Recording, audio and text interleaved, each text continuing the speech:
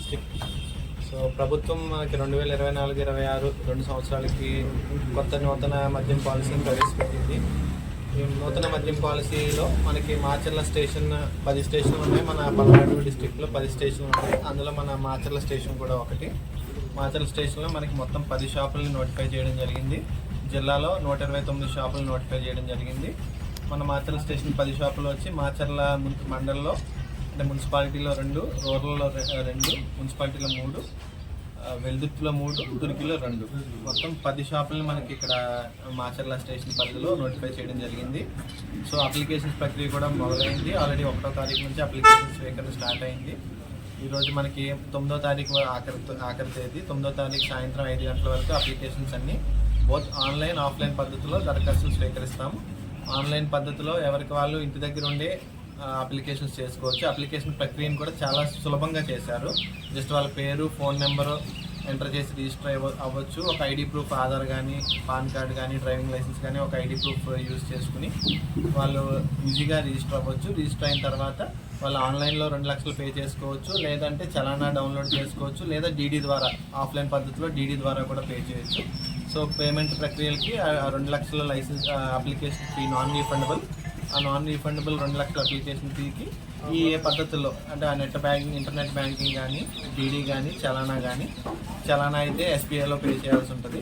లేదా సిటిజన్ చలానా కూడా వాళ్ళంతటి వాళ్ళ సిటిజన్ చలానా కూడా రేస్ చేసుకుని పే చేయొచ్చు.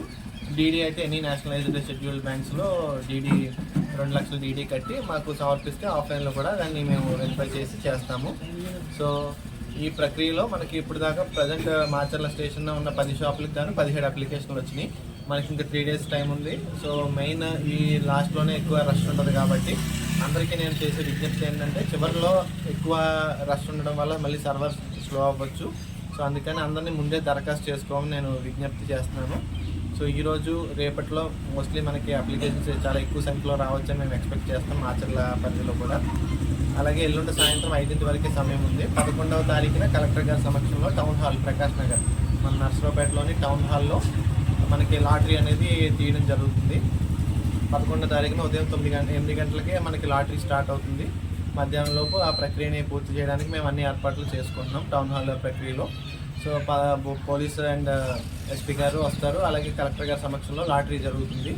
జరిగిన అప్లికెంట్స్కి వెంటనే ప్రొవిజనల్ లైసెన్స్ ఇవ్వడం, తర్వాత ప్రక్రియను బట్టి వాళ్ళకి స్టాక్ అలాట్ చేయడం ఇవన్నీ కూడా జరుగుతాయి.